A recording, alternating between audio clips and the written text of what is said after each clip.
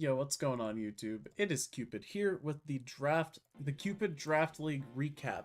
I, Cupid VT, have hosted a Pokemon Draft League for my community on Twitch, and this is the third and fourth place matches, as well as the championship match. So, the winner of this match that we are about to watch, these are best of 3 matches, will receive third place after the long and arduous 10-week process that is the draft league that I hosted.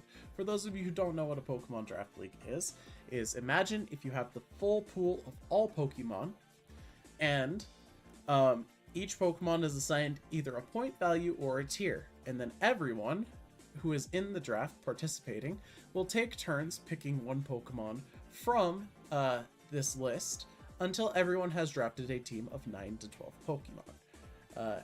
Now, everyone's got to think about their budgets because we used points and everyone had a limit to the amount of points they could spend. So everyone had to do things like considering their budgets and, looking for diamonds in the rough as far as, using bad Pokemon is concerned. Now, with introductions out of the way, this is the third place match. We have Antkiller0909 versus Juvenile Ship V3. And for those of you who don't know, I hosted this for my Twitch community. Follow me on Twitch if you are interested in more. I do plan on running a Season 2 a little bit after Scarlet and Violet come out. I'm going to give it some time to see how the tier list and, how good Pokemon settle down at. And from there, we will figure out a nice and balanced draft format where everyone will have fun. That's the idea. Without further ado, let's go ahead and get started. So, we have Antkiller and Juvenile here. We have a Lead Hippowdon and a Lead Aerodactyl. And the Hippowdon clicks Roar without using Stealth Rock. Very cool. We're going to use Earthquake on Bisharp.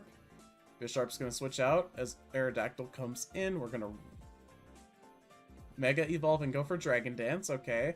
But the Hippowdon just clicks Roar again.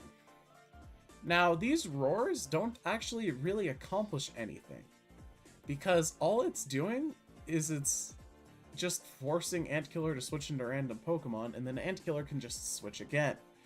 There are no rocks up to do bonus damage for these Roars, so it's not even really worth it. Anyway, Amoonguss is eventually roared in, and that scares out the Hippowdon because grass moves are very, very scary. Amoonguss gets a Spore off on the Hydreigon that switches in. Darm comes in to click Icicle Crash, and the Darm is probably Scarfed based on the fact that it was faster than the Kyurem. Knowing Juvenile does love to run Scarf Kyurem, so that is probably a Scarf Kyurem. Now, how do I know this, you may ask? Well, simply put, this is indeed the 10th week of this draft league. This is the finals. This is the third place match, but this is the week of the finals. Everyone at this point has kind of established their playstyle, and it's kind of predictable what they're going to do. For example, Juvenile likes to run Thunder Wave on his Regieleki for no reason. Now, this is a replay. These players are obviously not playing this fast. I am sure that they put more thought into the games while they were, actively playing them. And here, this Hippowdon is probably going to use Iron Head. Why did it use Iron Head? Well, I thought it was going to go for Stealth Rocks, or doing something to, kill this Bisharp. But instead, the Bisharp is just getting sacked and clicking Iron Head itself, which kills the Hippowdon. Then you go into Regieleki, get Sucker Punched, die, and now we've lost our Regieleki. And I think this is GG, and Antkiller probably wins here, because without the Regieleki to keep the Darm in check, there's really not much there is. There's Mega Mawile Sucker Punch, but there's no rocks to chip this Darm, and it might live. So, good game 1 for Antkiller, I would say. Now, these two, if I had to pick a favorite, Antkiller for the entire match, I would have said that. Antkiller was the number 3 seed going into playoffs. He's been playing pretty well the entire time. I've got to give props where props are due. He has been playing well. Hold on a second. If this Infernape is Scarf, it wins. It is not. The Switch tells me that it is not Scarf. Aerodactyl is going to Earthquake as we go into Hydreigon. Infernape comes back in and clicks Mach Punch. I don't know if that's banded Iron Fist Mach Punch. I feel like that should have killed, but it did not. And we are asleep, and this Mawile is not clicking Sucker Punch. Otherwise, it would have gone first. But, tragically, the Mawile is not Sucker Punch, and we do lose Game 1. Antkiller gets Game 1. Very unfortunate for Juvenile, but it's okay, because these matches are best of 3. Now, I bet you're thinking, Cupid, what is the prize for this draft league? Well, there isn't really one. It's just one for fun for my community.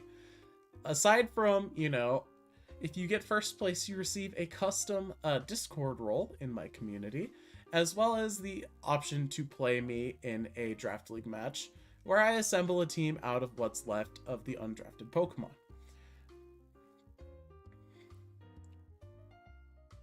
Alright, so let's get another one going.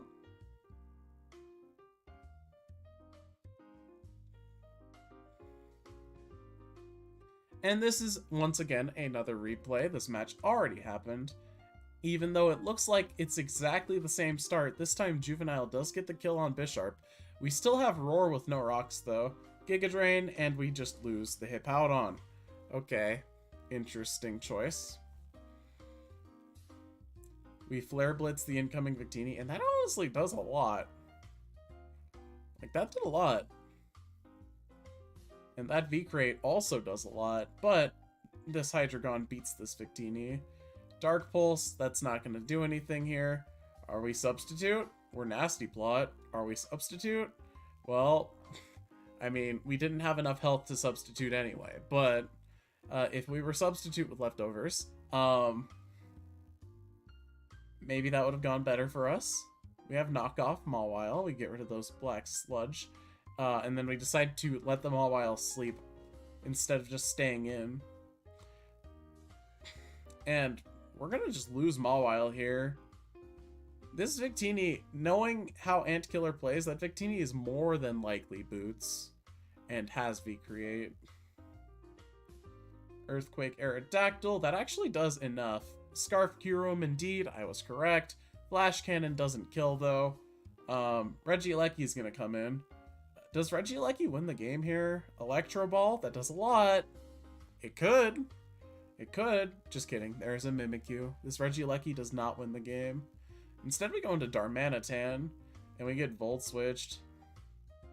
I mean, that is the correct thing to do there, as, you know, Scarf Darm with Earthquake is going to not take too much from Electro Ball. And we're going to Volt Switch again. Now, unfortunately, Volt Switch was an incorrect play, but we have nothing for this Mimikyu anyway. We have just lost to the Mimikyu at this point. The Disguise is still intact, and yeah, that's just GG. I believe Antkiller has gotten 3rd place. Unless I'm wrong. You know, I could be entirely wrong. You know, this 46% Regieleki could... 24% Regieleki could survive long enough from all of his... Nope, never mind. Destiny Bond Mimikyu. And we go for Thunder Wave for no reason. And, yeah, Juvenile is defeated. Congratulations, Antkiller0909 on Twitch for 3rd place in the Cupid Draft League Season 1. All right, let's get into the championship match, and we will see who comes out on top. So, the tail of the tape, or whatever this one is, we have Plasma of Doom, Plasma Blades on Twitch, versus Wolfie Glock, or Crystal Wolf on Twitch. Now, these two were seeds 1 and 2, and I would say from week 1, these two had the strongest drafts. Plasma originally had a very, very powerful Rain draft, and he decided to stray away from the Rain, and Crystal Wolf's draft, for the most part, was unchanged. He had originally had Mega Beedrill instead of Mega Charizard X, and I think he had something else instead of the Scizor as well. Lots of changes were made throughout the draft, the season, because, you know, players had 6 weeks to do so. And this is the culmination of the 2 most powerful drafts facing off against each other in the finals. Plasma went undefeated in the regular season, and I don't even think Plasma dropped a game, if I remember correctly. And Crystal Wolf's one loss was to Plasma. So we will see how this goes. I hope to see a good match, and let's just get into it, yeah? Alright, so I believe that this is game 1. I'm not entirely sure. We have Thunderous versus Rotom lead. Rotom's going to Volt Switch out, and that does a lot, but it's okay because we are U-turn Thunderous instead of Volt Switch. In comes Mega Diancie to click Diamond Storm on the Tornadus, but instead of getting Diamond Stormed, we are going to miss. It's okay though. Feeney's gonna trick this absolute demon a Choice Scarf. So now Ferrothorn has a Choice Scarf. After Intimidate and the Misty Terrain, Dragonclaw does nothing from Charizard. So yeah, that's not a great look. But we do have Superpower Scizor, and we predict the coming in of the Ferrothorn, and we just sack Ferrothorn to a second Superpower. Diancie's gonna come in. Honestly, Scizor might have killed with Bullet Punch there, but it's hard to say. Anyway, huge Thunderbolt on the Vicious Rend user. Huge Thunderbolt on the Incineroar. Flare Blitz does a lot in response, trying to hit that silly Rotom. And we are Boots Parting Shot, it looks like, which is very strong. We are going to taunt the Vaporeon, and, now we're going to Toxic the Vaporeon. This is an interesting set. You turn Taunt Toxic on a Tornadus.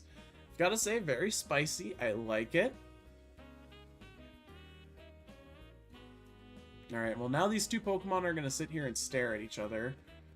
We go into Thundurus on Defog. Okay. Well, now we have offensive momentum, as we can go for U-turn again. Why not Volt Switch? I don't know. I don't know why U-turn over Volt Switch. I guess it's to hit the Rotom for super effective? Perhaps. It's okay though, we missed another Diamond Storm. This Scizor is going to U-turn, and in comes the Rotom. But it's okay. Oh! The Scarf Rotom to outspeed the Scarf Dracovish. And we have Physical Thunderous. Physical Thunderous Wild Charge into U-turn to get a Vaporeon in. And is there any Pokemon on Wolfie's team that beats Vaporeon one-on-one? Well, kind of. Yeah, there's a Rotom right there. Look at the Rotom. It's going to use Thunderbolt. Let's switch out. And we are indeed sacking this. I mean, Diancie could win. Right? Mystical Fire? Diamond Storm? Okay. Do we get the defense boost? No, we don't. Scizor comes. Mystical Fire, we're faster. The Scizor did not Bullet Punch. Hold on, we can make this comeback. We can still win this. We have a Vaporeon coming in on Moonblast, as, you know, you don't want to get water absorbed here. That's a very easy mid-ground prediction, clicking Moonblast there. Rotom Mow, do we kill this with Scald? No, we went for Wish. Wish Protect. Okay, we're going to get that health up, but yeah, this Rotom clicking Leaf Storm's problematic. Oh, but we barely live. And we get off a Wish. But we die to Toxic. And now it is up to the Diancie. Do we Diamond Storm here? No, we Moonblasted. Diamond Storm would have killed. But we are at full health. Heat Wave, that doesn't do very much. But we get burned. Diamond Storm gives us the defense boost. Unfortunately, no, that's not going to do it here. This Volt Switch does way too much. Feeney's going to come in, and I don't think we're killing this Feeney. Oh, but we get a crit. We get a crit Moonblast. Hold on, second Moonblast kills here. And then the Scarf Rotom will come in and kill with Thunderbolt, because we saw how much Thunderbolt did. And game 1 goes to Crystal Wolf, handing Plasma his first defeat of the entire Draft League, if I remember correctly. Impressive stuff, impressive stuff. Let's see if Plasma is able to clean it up in this game. Now, here's the thing with this match. Both of these players have been having rough times in their personal lives lately, and I give them a lot of props for playing in the finals against each other. Genuinely, I appreciate them greatly for still playing out their match. That being said, I am not sure that they are playing at their best, but here we have game 2. Crystal Wolf versus Plasma. Crystal Wolf, championship point. All Crystal Wolf has to do is win this game, and Crystal Wolf will be the champion. Alright, so we have Hoopa Unbound lead. Scarf Hyperspace Fury one-shotting the Thunderous. We're off to a great start. Mystical Fire trying to get the attack lower on the Feeny as Feeny goes for Surf, and even with the drop, that does a lot. Diamond Storm, and this Feeny is also Scarf. So far, we have 2 Scarfs, and we know that this Hoopa is Scarf. Hyperspace Fury does a lot. Fish's Friend still kills us, though. Alright, the Feeny, which is also Scarf, is going to come back in. Are we going to trick here? We are tricking, predicting the switch out of the Dracovish. That is honestly the correct play, as, you know, Dracovish is obviously scared out by the powerful Moonblasts from the Feeny, which would kill the Dracovish. And at this point, Plasma of Doom really needs Dracovish alive to have a chance in this match. Charizard's going to come in. Latias is hard switched in, and that never feels good, especially when the Charizard Dragon dances. But we're Scarf Draco! Okay, this is not over yet. The Latias can do a lot, but superpower prediction on the Ferrothorn switch. Scizor takes a kill.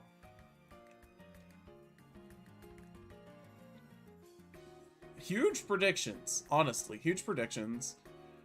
Like the forced switch, because, you know, it has to be Banded Scizor into the switch into the Mega Diancie. What am I saying? Let me control my thoughts. Yeah, the huge switch, forcing this out because, you know, obviously the Diancie cannot be killed by superpower from that percentage, unless crit, obviously. And then just mystical firing to kill the Scizor, but it also catches the Rotom, as these two can't really come in. Like, this is no longer Scarfed, so this is just slower and dies if you go into this, as well as, you know, a Diamond Storm prediction outright kills this here. So Mystical Fire is very, very strong.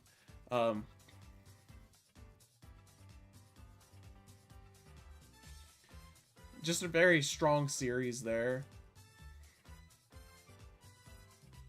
But we're going to try and Wish Pass into the Mega Diancie, and Crystal Wolf has Iron Tail on this Tornadus T. An absolutely insane tech for the Mega Diancie. And yeah, Scarf Latias ain't gonna do it. I think that's GG. Scarf Latias Psychic, that doesn't kill. We U-turn here. No, we actually knock off. You know what? That's just as good here. And we have just a Vaporeon left. And in comes the Tornadus. The Tornadus is toxic, and that is gonna be GG. You simply cannot outstall with this Vaporeon while it is toxic poisoned. Moonblast, get the chip. You know, shorten that clock a little bit. And it looks like, and this will be it. Congratulations, Crystal Wolf, for winning the first ever Cupid League. The Cupid's Unimaginable Pokemon in Draft League. Congratulations, Crystal Wolf, the Season 1 champion. Now, when will Season 2 happen, for those of you who are curious? Season 2 will happen sometime after Generation 9 comes out. It will probably be sometime around Christmas, about a month from now, if you guys are interested.